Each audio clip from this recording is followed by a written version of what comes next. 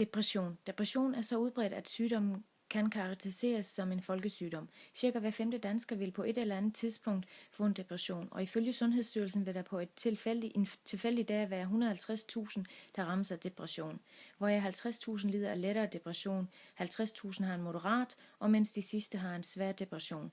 Man mener, at kvinder rammes dobbelt så hyppigt som mænd. Depression er en alvorlig lidelse. WHO placerer depression på en 4. plads over de 10 sygdomme i verden, som giver anledning til det største tab af livskvalitet og leveår. Hvad er depression?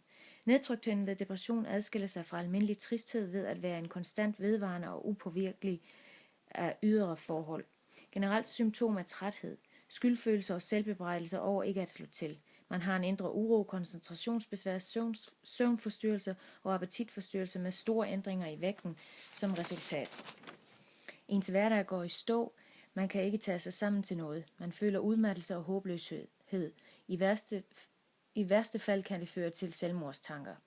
Årsagen til depression kan være mange ting. Sygdom udvikles gennem en ubalance i samarbejde mellem forskellige hjernecentre.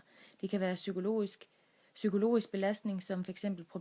problemer i parforhold, en fyring, alvorlig sygdom, eller hvis man gennem længere tid er stresset. Også belastninger fra barndommen kan spille ind.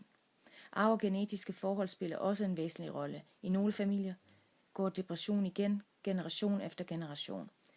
Det er vigtigt, at depression behandles tidligt. Hvis depression opdages og behandles optimalt, bliver mellem 70-80% raske igen.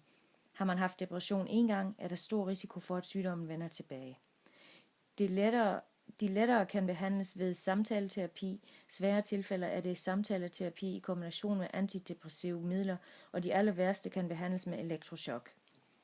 Mange undersøgelser viser også, at fysisk aktivitet har en positiv virkning på depression. Psykologisk vil man få positiv feedback fra ens omgivelser. Fysiologisk, det påvirker hjernen til at udskille forskellige transmitterstoffer, som kan forhøje stemningslejet. Man afleder triste tanker ved høj intensitet.